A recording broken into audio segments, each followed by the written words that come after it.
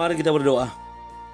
Bapa Surgawi, Bapa yang kami sembah dalam nama anak-Mu Tuhan Yesus, sungguh kami sangat bersyukur berterima kasih kepadamu Bapa untuk segala kasih kebaikan kemurahan Tuhan yang masih Tuhan nyatakan kepada kami sampai dengan pagi hari ini, di mana kami boleh tidur dengan tenang, bangun dengan selamat pada pagi hari ini tanpa kekurangan suatu apapun.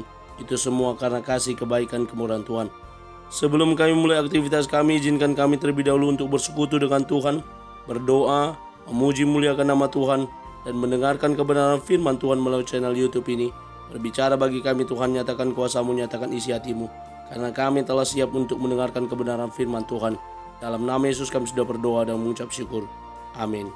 Shalom ibu bapak saudara terkasih dalam nama Tuhan kita Yesus. Semangat pagi. Bertemu kembali di channel Rionando Butar-Butar dalam khotbah 5 menit aja toko 5 untuk renungan harian. Renungan pada hari ini saya ambil dari kitab Nehemia pasal yang kelima ayat yang ke-13. Demikian kesaksian firman Tuhan. Juga ku kebas lipatan bajuku sambil berkata, demikianlah setiap orang yang tidak menepati janji ini akan dikebas Allah dari rumahnya dan hasil jeripayanya. Demikianlah ia dikebas dan menjadi hampa. Dan seluruh jemaah berkata, amin, lalu memuji-muji Tuhan.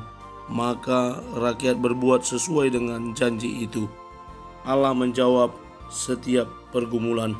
Ibu bapak saudara terkasih dalam nama Tuhan kita Yesus, setiap orang pasti punya pergumulan, baik pria maupun wanita, baik yang masih single maupun yang sudah berkeluarga, baik dewasa maupun anak-anak.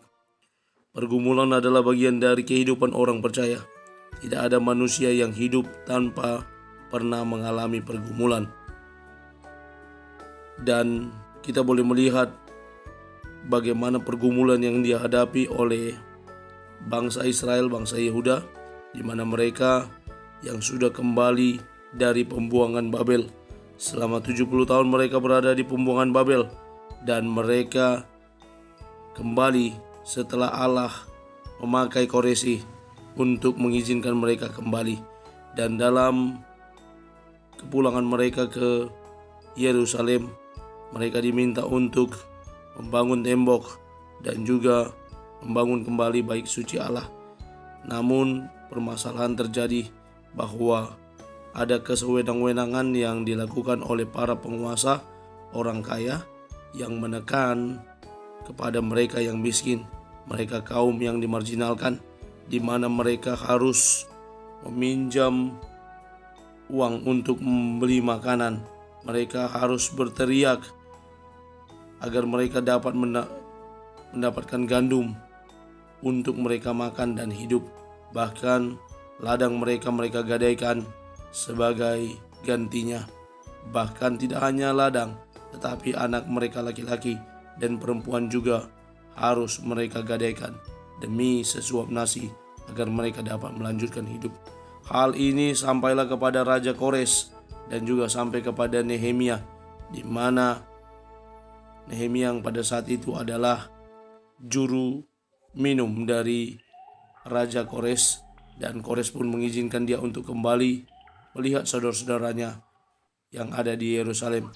Tidak hanya mengizinkan, tetapi kemudian dia diangkat menjadi salah seorang pemimpin wilayah, apakah itu bupati atau gubernur, untuk menolong mereka melanjutkan tugas pembangunan bait suci dan juga pembangunan rumah mereka, dan juga mengatasi apa yang menjadi permasalahan.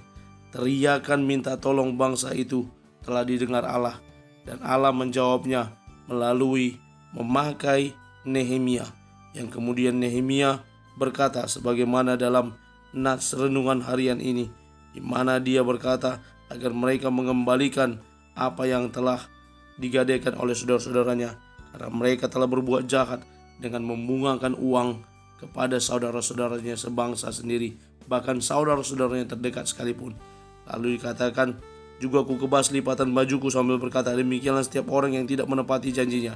Mereka berjanji akan mengembalikan gadaian yang telah mereka terima dari saudara-saudara mereka yang miskin, dan itu dinyatakan di hadapan imam, dan imamlah juga yang menjadi saksi bahwa mereka akan mengembalikan.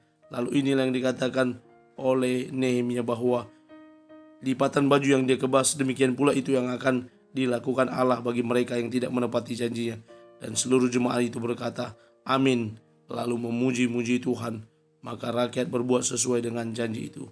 Tuhan mau pakai kita juga menjadi saluran berkat, agar Dia menjawab doa orang yang bergumul, dan Dia juga boleh memakai kita sebagaimana Tuhan memakai Nehemia menjadi alatnya, menjadi saluran berkatnya untuk menjawab doa bangsa Israel Yehuda yang berdoa kepada Tuhan.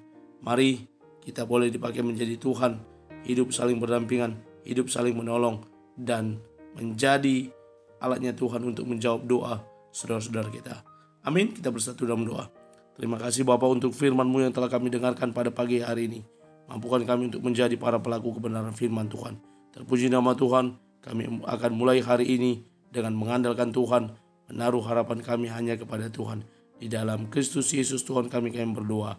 Amin. Selamat beraktivitas, selamat beribadah nantinya. Tuhan Yesus memberkati. Shalom.